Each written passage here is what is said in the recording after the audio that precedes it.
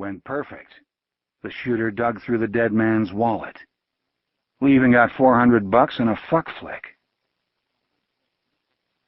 They were out again the next night.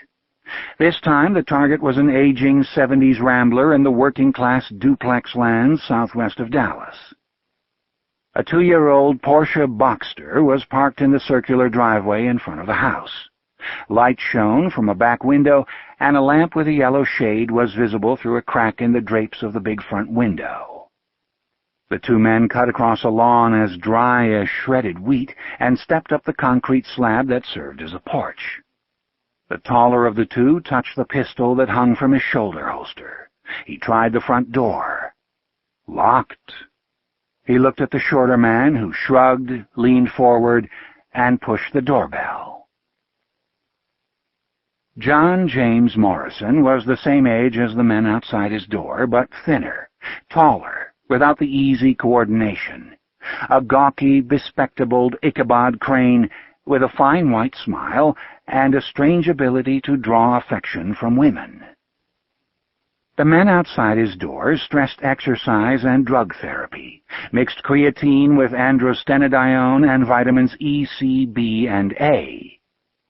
The closest Morrison got to exercise was a habitual one-footed twirl in his $1,000 Herman Miller Aeron office chair, which he took with him on his cross-country consulting trips. Morrison peered into the flat, blue-white glow of the computer screen, struggling with the numbers, checking and rechecking code.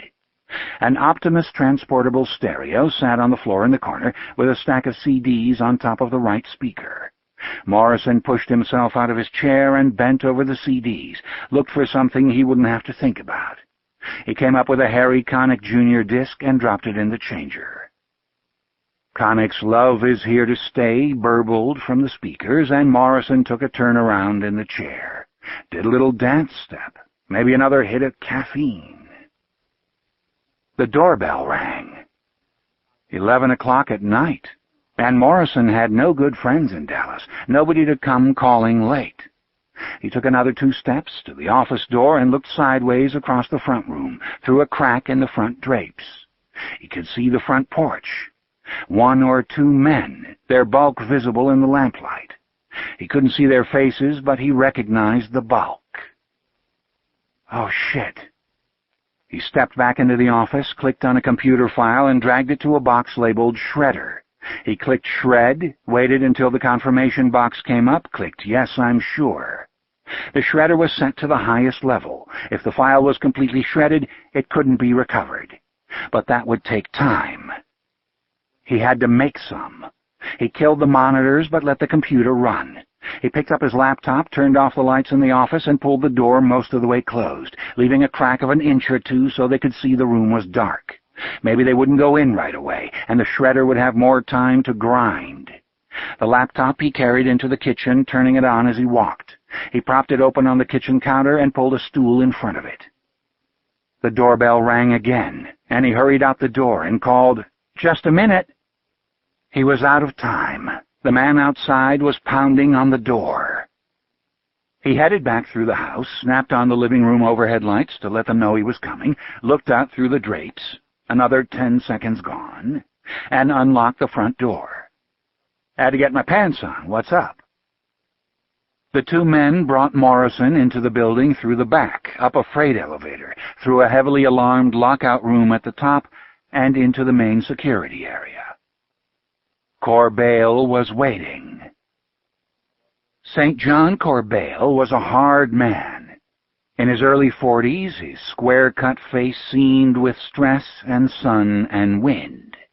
His blue eyes were small, intelligent, and deeply set beneath his brow ridge. His nose and lips narrow, hawk-like. He wore a tight military haircut with just a hint of a 50s flat top. "Mr. Morrison, I have a tape I want you to listen to." Morrison was nervous, but not yet frightened. There'd been a couple of threats back at the house, but not of violence. If he didn't come with them, they'd said, he would be dismissed on the spot. and Ammath would sue him for violating company security policies, industrial espionage, and theft of trade secrets. He wouldn't work for a serious company again, they told him. If he could talk with them, maybe he could deal. He might lose this job, but they wouldn't be suing him. They wouldn't go public. So he went with them. He and the escort drove in his car, so we don't have to drag your ass all the way back here, the security guy said, while the second security agent said he'd be following. He hadn't yet shown up. So Morrison stood, nervously, shoulders slumped, like a peasant dragged before the king, as Corbeil pushed an audio tape into a tape recorder. He recognized the voice, Terence Leiter. "John, what the hell are you guys doing out there? This geek shows up on my doorstep." Shit, they had him. He decided to tough it out.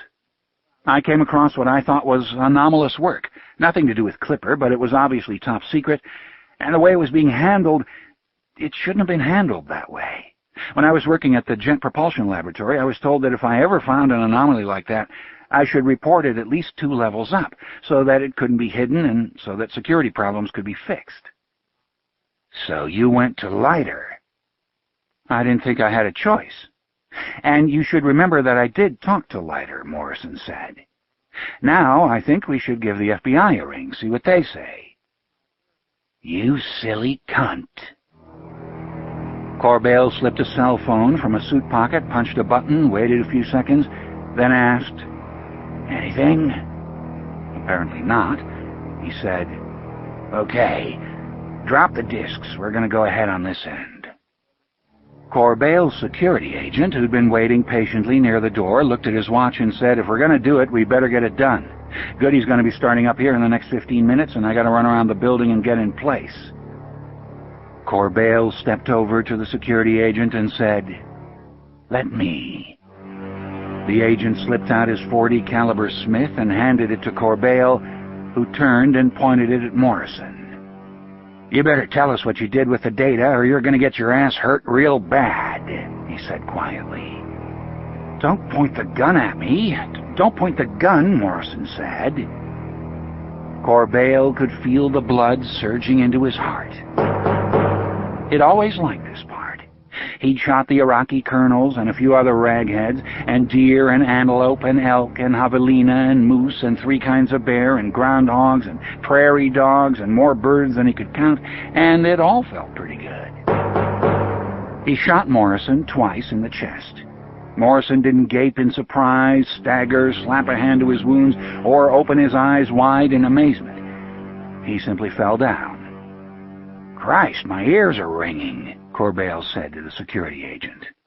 His hand was trembling when he passed over the gun. "Let's get the other shot done," the agent said. They got the .38 from a desk drawer, wrapped Morrison's dead hand around it, and fired it once into a stack of newspapers. "So you better get going," Corbeil said. "I'll dump the newspapers." "I'll be to Goody's right. That's your left," the agent said. "I know that," Corbeil said impatiently. "William, this is my life as much as it is yours." "Okay." The agent's eyes drifted toward the crumbled form of Morrison.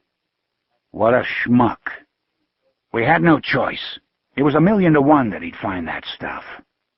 Corbeil glanced at his watch. "You better move." Larry Goody hitched up his gun belt, sighed, and headed for the elevators. As he did, the alarm buzzed on the employee's door, and he turned to see William Hart checking through with his key card.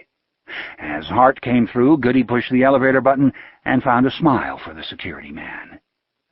"How's it going, Larry?" Hart asked. "Slow night," Goody said. "That's how it's supposed to be, isn't it?" Hart asked. "Suppose," Goody said. "When was the last time you had a fast night?" Goody knew he was being hazed, and he didn't like it. The guys from Trend Direct were fine. The people with Ammath, the people from upstairs, were assholes. Most of them were a little slow. Had some trouble with the card reader that one time, everybody coming and going. The elevator bell dinged at the 10th floor, and they both got off. Goody turned left and Hart turned right toward